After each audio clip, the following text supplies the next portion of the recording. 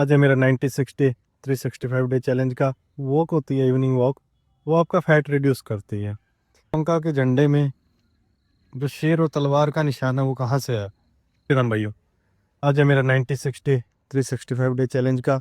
आज था संडे, कुछ ज़्यादा वर्कआउट हमने किया नहीं और सुबह से आराम ही किया है। आज 40 पुशअप्स लगाए थे तो सोचा क्यों ना आज इवनिंग वॉक की जाए।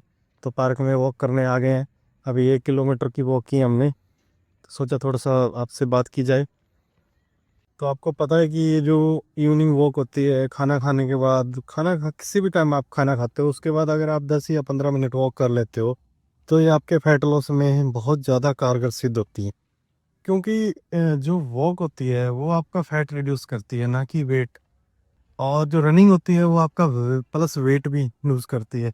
तो अगर आप ज़्यादा वेट है आपका, जो स्टैंडर्ड बीएमआई होता है उससे ज़्यादा आपका वेट आ रहा है, उससे ज़्यादा बीएमआई है, तो आपको रनिंग अवॉइड ही करनी चाहिए। क्योंकि रनिंग अवॉइड करने क्यों ज़रूरी है?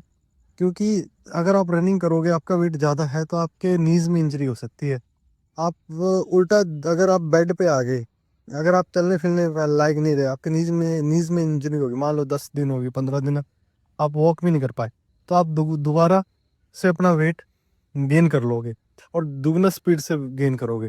तो आप मैक्सिमम ट्राई कीजिए, जब तक आपका जो बीएमआई इंडेक्स के अकॉर्डिंग वेट नहीं आता है तब तक आप वॉक कीजिए, जितना हो सकता है वॉक कीजिए।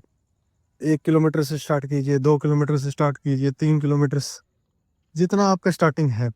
और उसके बाद आप लेके जाइए इसको 10 किलोमीटर, 12 किलोमीटर तक पर डे। आप देखेंगे कि ड्रास्टिकली आपका फैट लूज होगा। और फैट लूज होना मतलब ऑटोमेटिकली वेट लूज होना। तो इसलिए आपको मैं रिकमेंड करता हूँ कि अगर आपका वेट ज़्यादा है तो रनिंग की बजाय आप वॉकिंग कीजिए, ये आपके लिए बेनिफिशियल है। चलते चलते मैं आपको एक इंटरेस्टिंग फैक्टर बताता हूँ कि आपने देखा होगा श्रीलंका के झंडे में जो शेर और तलवार का निशान है वो कहाँ से है। तो एक बार क्या है कि एक राजा था, उसने एक राजकुमारी को देखा। अब राजा को राजकुमारी से हो गया प्यार। अब राजा को करनी थी शादी राजकुमारी से। तो राजा चला गया राजकुमारी का हाथ मांगने उसके राज्य में। अब राजकुमारी ने रख दी शर्त कि हमारे इस राज्य में एक शेर है जिसका बहुत खौफ है, वो लोगों को उठाकर ले जाता है। जो उसको मार के लेके आएगा मेरे सामने गर्दन, मैं उसी से शादी करूंगी। अब राजा तैयार हो गया, शादी करनी है अब, क्योंकि राजकुमारी सुंदर बहुत है। तो राजा चला गया जंगल में, दिनों तक ढूंढता रहा, नहीं मिला, नहीं मिला। एक दिन राजा को मिला शेर। राजा ने, घंटों फाइट चली शेर से, और राजा ने शेर को मार दिया। मार के वो गर्दन रानी के पास ले आया। अब रानी ने गर्दन को देखा कि शेर तो मर गया वो, चलो खौफ खत्म हुआ राज्य से। अब रानी को करनी पड़ी शादी राजा से।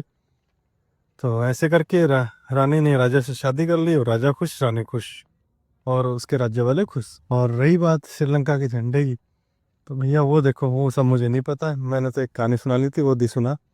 बाकी आपकी मर्जी, सुनो ना सुनो। चलो ठीक है, बाय, चलते हैं घर पर।